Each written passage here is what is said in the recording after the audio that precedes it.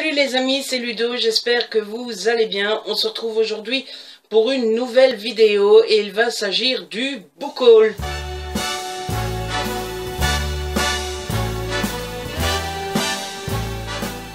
Oui, c'est le book haul du mois de septembre. Je sais, je suis en retard. Mais voilà, je sors d'une période pas très facile où j'ai eu 2 semaines où j'ai été malade, puis il y a une semaine où j'ai eu une panne de lecture, et puis là, pendant une semaine et demie, j'ai eu la flemme, on est rentré pas encore dans l'hiver, mais dans l'automne, mais du coup, les jours raccourcissent, il fait froid, etc. C'est vraiment une période de l'année que je n'aime pas. Et donc, autant dans mes lectures que sur mon blog, que dans mes mails, que dans mes vidéos, j'ai beaucoup de retard un peu partout. Et j'essaie de rattraper mon retard comme je peux. Évidemment, dans les vidéos, ça ne se voit pas parce que je m'arrange pour que vous ayez régulièrement. Je sais que je ne suis pas le booktubeur qui vous met le plus de vidéos le plus souvent. Mais bon, voilà, j'essaie de faire en sorte que vous ayez des vidéos régulièrement sans qu'il y ait de trous trop longs. Et donc voilà, ce qui fait que je tourne ma vidéo beaucoup du mois de septembre, fin octobre. Mais c'est toujours ça, c'est toujours mieux ça que rien. Bref, on va arrêter de papoter et je vais commencer à vous présenter tout ça parce qu'il y a une fameuse pile de SP et d'achats personnels. Et comme d'habitude, on va commencer avec les services presse. Par des éditions Plomb, j'ai reçu Où la lumière s'effondre de Guillaume Cyr. Je l'ai déjà lu et vous aurez mon avis dans un update lecture qui arrive très vite. Ici, on va suivre l'histoire de Robin et l'autre, comment est-ce qu'il s'appelle, Paul, qui sont tous les deux amis, ils travaillent ensemble et ils sont des as de l'informatique. Ils ont créé plein d'applications, etc. Tout va bien pour eux. Ils sont riches. Et un jour, Paul a la fameuse idée de supprimer, de casser, de faire en sorte qu'il n'y ait plus d'internet. Robin n'est pas forcément d'accord, il ne veut pas l'aider. Et puis on va essayer d'assassiner Paul. Voilà, je ne vous en dis pas plus, mais c'est un livre très bien construit et qui nous fait poser plein de questions sur la place qu'a Internet dans nos vies d'aujourd'hui. Ensuite, de la part des éditions Fleurs Sauvages, j'ai reçu Criminal Loft de Armel Carbonell. Alors ici, on va suivre 6 hommes et 2 femmes qui sont reconnus coupables par la justice américaine et ils sont enfermés dans le couloir de la mort. Et en fait, c'est un reality show et si j'ai bien compris, c'est le public qui va voter pour dire si ces 8 candidats mérite, oui ou non, de mourir. Il me donne énormément envie. Ça fait un moment que je l'ai reçu maintenant. Je ne sais pas pourquoi je me suis pas encore plongée dedans. Surtout que mon amie Séverine, la Séverine que tout le monde connaît maintenant, hein, m'a dit qu'il cartonnait. Donc je ne sais pas ce que j'attends pour le lire. Mais je l'ai et ça va pas tarder parce qu'il me donne de plus en plus envie. Toujours chez Fleurs Sauvages, j'ai reçu Quelqu'un comme elle de Magali Lemaître. Celui-là, je l'ai lu. C'est une histoire de 2 personnes qui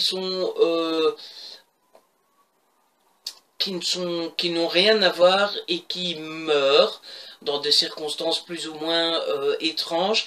Et on va suivre ces 2 femmes qui vont se faire tuer et les 2 enquêteurs qui enquêtent sur ces 2 meurtres. Des enquêteurs qui enquêtent sur 2 meurtres, ça veut tout dire.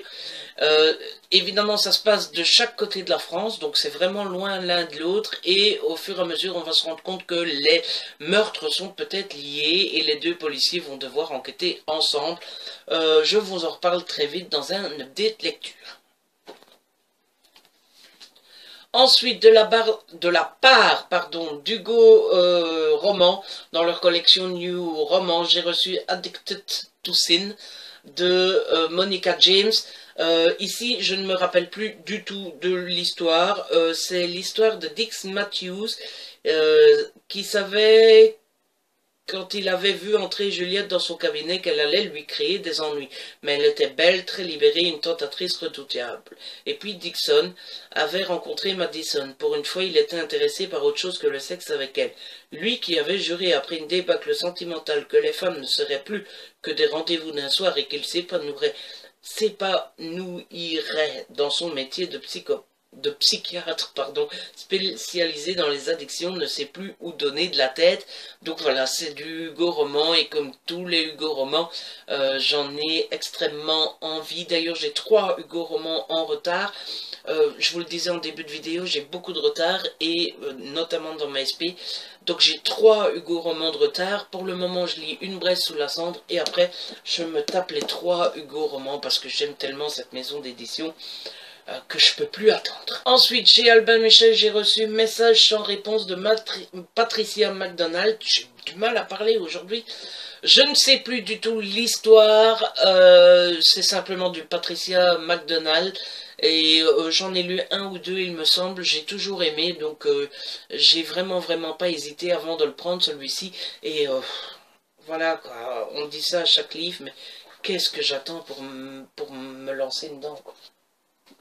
Ensuite, chez Belfond, j'ai reçu Je l'ai fait pour toi, de Laurence Calès. La couverture est juste, regardez-moi cette merveille. Franchement, il est magnifique. J'adore. Donc ici, on va suivre l'histoire d'un commandant, qui s'appelle Samuel Moss. Apparemment, c'est un personnage qui est déjà revenu plusieurs fois dans des romans. Et il a apparemment une façon bien à lui d'enquêter, et qui ne plaît pas forcément à tout le monde. Et dans cette histoire-ci, on va retrouver une romancière à succès, Jade Rivière, qui est retrouvée morte chez elle. Tout le monde pense à un suicide, sauf que Samuel Moss arrive sur la scène de crime. Il l'enquête, il regarde la scène de crime à sa façon, et il conclut que c'est pas un suicide, que c'est un meurtre, et il sait tout de suite qui c'est. Voilà. Sauf que maintenant il faut comprendre comment a fait le meurtrier, et surtout prouver qu'il a raison. Et toujours chez Belfond, que j'ai déjà lu, c'est Je sais pas de Barbara Abel. Vous savez maintenant mon amour pour Barbara Abel, que j'ai découvert il n'y a pas si longtemps finalement, c'était au mois de février. Et petit à petit, ça devient quand même une de mes auteurs favorites. Et j'ai eu beaucoup de plaisir à me replonger dedans, et je vous en parle très vite. À part des éditions Toucan, dans leur collection Toucan Noir, j'ai reçu Sous la ville. Ici, on va suivre un brigadier qui s'appelle Adam, etc. et qui travaille à Clermont-Ferrand, oui.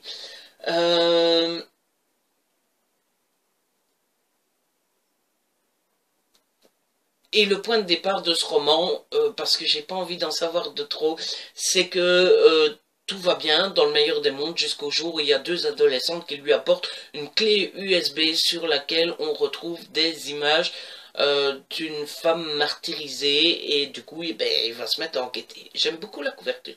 Elle est très simple mais très belle, je trouve, avec ce bandeau translucide, transparent, réfléchissant, je sais pas quoi. C'est très joli, je trouve. Ensuite, de la part des éditions Kennes, j'ai reçu GHB de Sylvie G. C'est le 2e tome des aventures de Kelly McDate. Je vous en avais parlé il n'y a pas longtemps de Kelly McDate. Ça devait être fin de l'année passée. Donc ça fait quand même un petit moment. Je ne sais pas si je vais le retrouver. C'était celui-là. Voilà, c'était celui-là, je ne sais pas si vous vous en souvenez. Je l'avais beaucoup aimé, et donc j'avais vraiment hâte de lire ce 2e tome. Et donc voilà, je l'ai reçu, j'en suis très content. J'ai pas du tout lu la 4e de couverture, parce que j'aimerais bien m'y plonger dans l'inconnu, etc. Première constatation, en tout cas, c'est qu'il est plus gros que le premier, et j'espère aimer autant que le premier. Chez Kennes, toujours, j'ai reçu un Gamer de Pierre-Yves Villeneuve. Ici, c'est l'histoire d'une jeune femme qui est plutôt geek, qui aime les maths, et qui est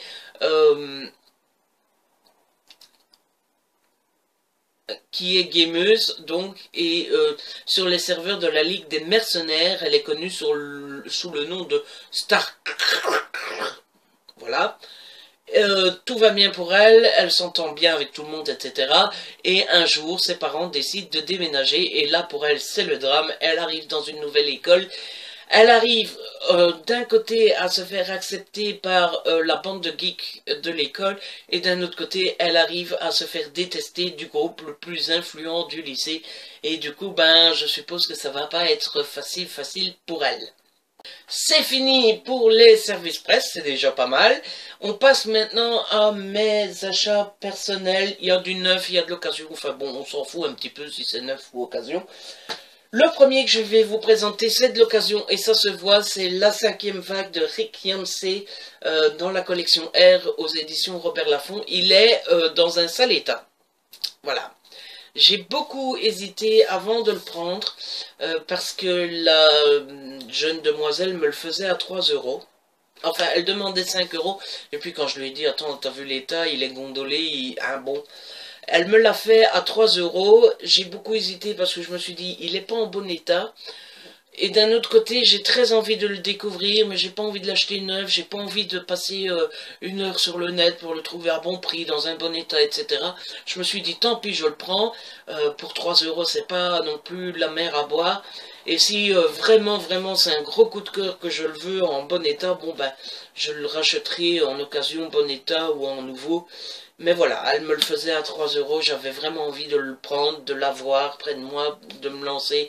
Je crois que je vais me le lire pendant les vacances de Noël. Donc voilà, je l'ai pris.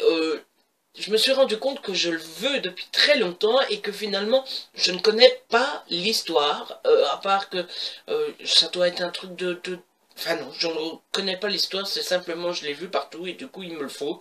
Je suis content de l'avoir et j'ai hâte de le découvrir. Je parle pas trop vite, j'ai l'impression de me dépêcher, non?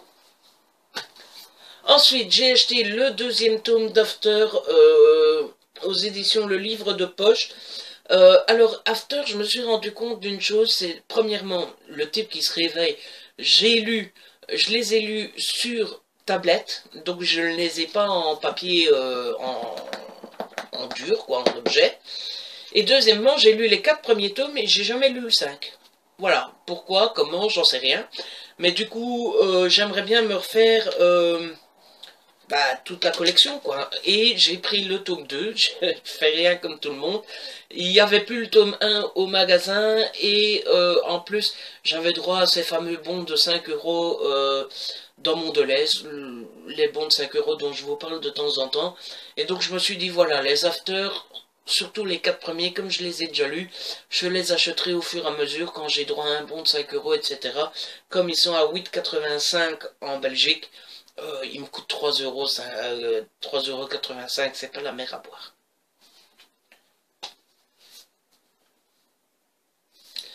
Ensuite, je me suis acheté Pandemia de Franck Tilliès aux éditions Pocket.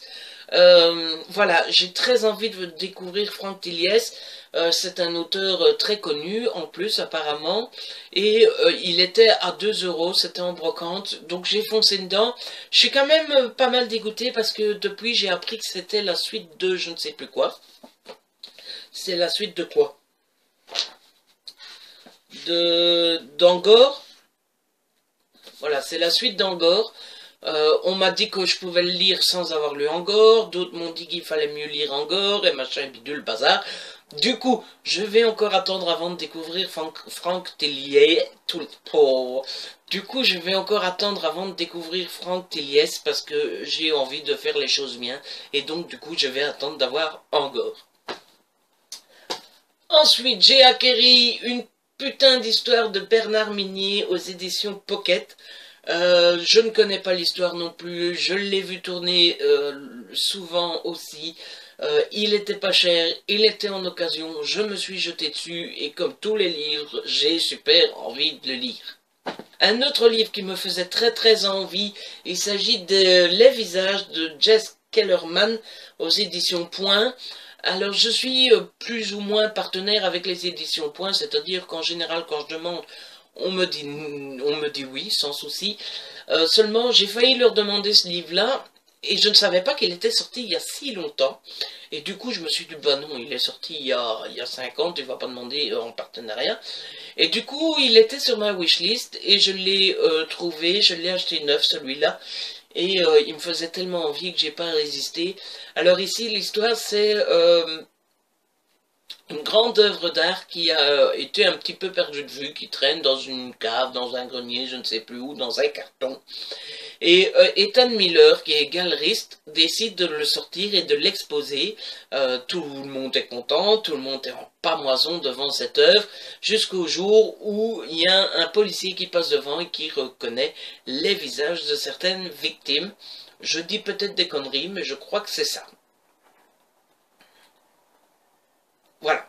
Ceux d'enfants victimes de meurtres irrésolus. Et donc tout démarre de là. J'ai vraiment... Enfin, j'ai envie de tout lire, tout...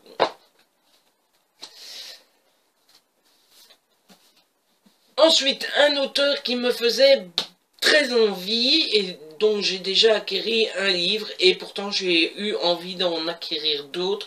Je me suis un petit peu lâché puisque j'ai acheté Ne lâche pas ma main et Maman a tort de Michel Buzy. C'est comme Franck Tilliès, c'est un auteur que j'ai très envie de découvrir. Alors ici c'est l'histoire d'un couple d'amoureux. Tout va bien, farniente, palmier, soleil, cocktail. Et pourtant le rêve tourne court quand Liane disparaît de l'hôtel. Voilà. Qu'est-ce qui s'est passé, comment, où, pourquoi, on ne sait pas. Ça me fait penser à un Harlan Coben, dont j'ai oublié le nom. Sans un adieu d'Harlan Coben, et donc ça me donne très envie, j'ai hâte de découvrir cette histoire. C'est l'histoire d'un petit garçon qui raconte à tout le monde que sa maman n'est pas sa vraie maman. Personne ne veut le croire, évidemment, puisqu'il a 3 ans, tout le monde trouve que c'est impossible, et tout le monde lui dit arrête tes conneries. Et il y a une seule personne qui le croit, c'est Malone. Ah non, Malone c'est le garçon. Vasile, qui est psychologue scolaire, le croit et il va décider d'enquêter en fait, voilà. Et le dernier achat de ce mois-ci, il était temps je pense, c'est Il coule aussi dans tes veines de Chevy Stevens aux éditions Pocket. Regardez-moi cette belle couverture. Ici je ne sais plus trop l'histoire, c'est surtout la couverture qui m'a plu. En plus c'était en brocante, donc j'ai profité de l'occasion pour le prendre. Voilà, c'est toutes les acquisitions que j'ai fait ce mois-ci, et il y en a bien assez, 2, 4, 6, 8, 10, 12, 14, 16, 18 livres. Chaque mois je dis que je vais me calmer, chaque mois c'est la même chose. Qu'est-ce que vous voulez, on ne se refait plus. J'espère que cette vidéo vous a plu, n'hésitez pas à la liker, à la partager, laissez-moi un petit pouce bleu, c'est joli les pouces bleus. Abonnez-vous, ça fait plaisir et c'est gratuit. On se retrouve très vite pour une nouvelle vidéo. D'ici là, prenez soin de vous et de ceux que vous aimez.